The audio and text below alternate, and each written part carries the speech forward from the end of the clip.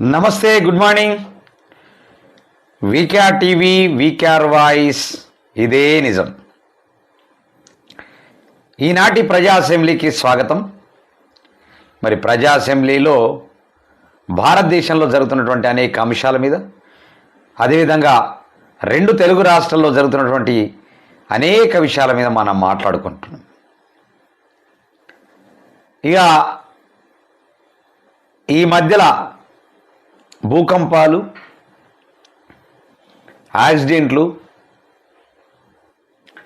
చాలా ఎక్కువైపోతున్నాయి. అంటే మనిషి యొక్క మైండ్ సెట్ మారుతుంది కాబట్టి యాక్సిడెంట్ల రూపంలో ఆల్రెడీ యాక్సిడెంట్లు అవుతా ఉన్నాయి. యాక్సిడెంట్ల రూపంలో వస్తుంది. మనిషి ఆల్రెడీ ఇక అసలు పుట్టినప్పుడు ఎంత స్వచ్ఛందంగా ఉంటాడో, ఆ తర్వాత ఆ పరిణామాలు ఎదుగుతున్న క్రమంలో 99% అబద్ధాలు ఆడుకుంటూ బతాడు. అబద్ధాలు అబద్ధాలు అబద్ధాలు అబద్ధాలు ఈ అబద్ధాలు మాట్లాడుకుంటా ఈ కాలం గడుపుతున్నటువంటి సమాజంలో ఇలా మనం అందరం ఉన్నాం.